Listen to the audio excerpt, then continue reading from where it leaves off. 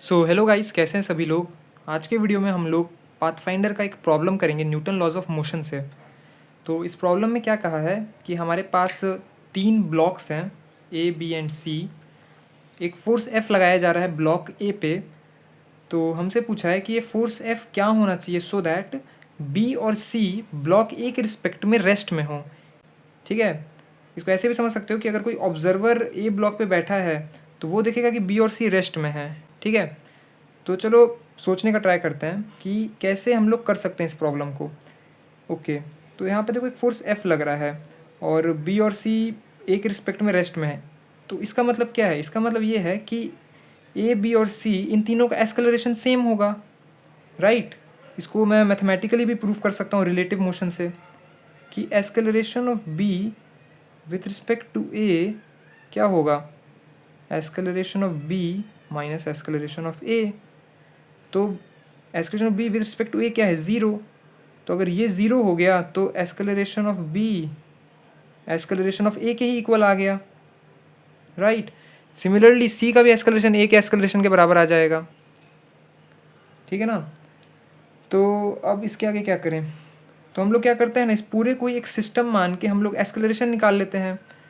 ऐसे प्रॉब्लम्स तुमने क्लास में भी बनाए होंगे जहाँ पे बहुत सारे ब्लॉक साथ में रखे होते हैं और एक फोर्स F लगाते हैं। तो हमसे पूछता है ना कि उसमें नॉर्मल क्या होगा ब्लॉक्स के बीच में। तो हम लोग एस्केलरेशन कैसे निकालते थे? हम लोग सीधा सारे ब्लॉक्स को एक सिस्टम मान के उस पर नेट एक्सटर्नल फोर्स का फॉर्मूला लगा देते थे F=ma। वहाँ से हमें एस्केलरेशन मिल जाता था। तो सिमिलर कंसेप्ट यहाँ पे हम लगाएंगे कि ये देखो ये पूरा एक सिस्टम है और ये पूरा सिस्टम ए एस्केलरेशन से आगे जा रहा है। इसका मतलब ये भी ए से आगे जा रहा है, बी भी ए से आगे जा रहा है, सी भी ए से आगे जा रहा है। तो यहाँ पे हमारे पास इक्वेशन क्या आ जाएगा? F इज इक्वल टू इन तीनों मासेस का सम, तो मैं समेशन ऑफ m लिख देता हूँ सीधे, इनटू ए, राइट।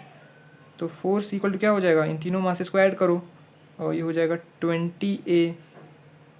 तो यहाँ से एस्केलरेशन क्या आ गया? F/20, right. अब हमें F निकालना है ना, तो हम लोग एक काम करते हैं, B और C का फ्री बॉडी डायग्राम बना के ट्राई करते हैं ड्रॉ करने का, आई मीन फाइंड करने का। तो क्या करें? इसको ग्राउंड से भी ड्रॉ कर सकते हैं और ब्लॉक ए के फ्रेम से भी ड्रॉ कर सकते हैं। कहाँ से ड्रॉ करें? कहीं से भी कर लो, कोई फ़र्क नहीं पड़ता है, बट मैं इसको ए के फ्रेम से ड्रॉ करके दिखाऊंगा, ठीक है। तो इस फ्रेम से अगर देखें तो जो ब्लॉक बी है उस पर 2 फोर्सेस लग रहे हैं, एक टेंशन टी और एक स्यूडो फोर्स लगेगा, right. Mass of B into A. अब इस ऑब्जर्वर के लिए बी रेस्ट में है, सो टेंशन हो जाएगा एम बी ए के इक्वल। तो टी को मैं क्या लिख सकता हूँ?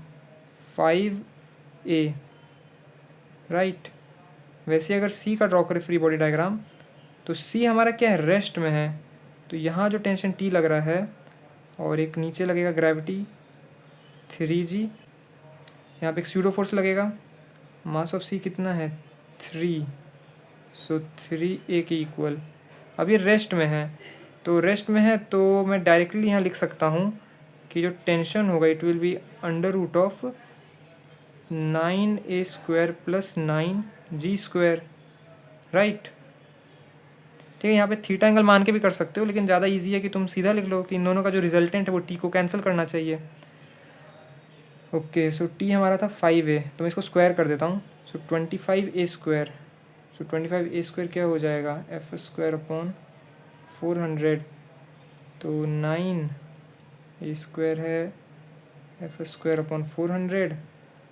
जी हमारे 10 है, तो ये हो जाएगा 900। तो इसको जब सॉल्व करेंगे तो 25 माइनस 9 आ जाएगा 16, राइट। तो आ जाएगा 16F² upon 400 is equal to 900। So F² आ जाएगा 900 इंटू 400/16।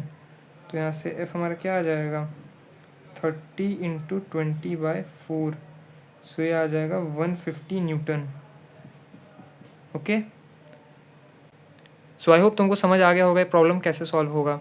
अब इस प्रॉब्लम को ना तुम एक बार ग्राउंड फ्रेम से भी सॉल्व करके देखना।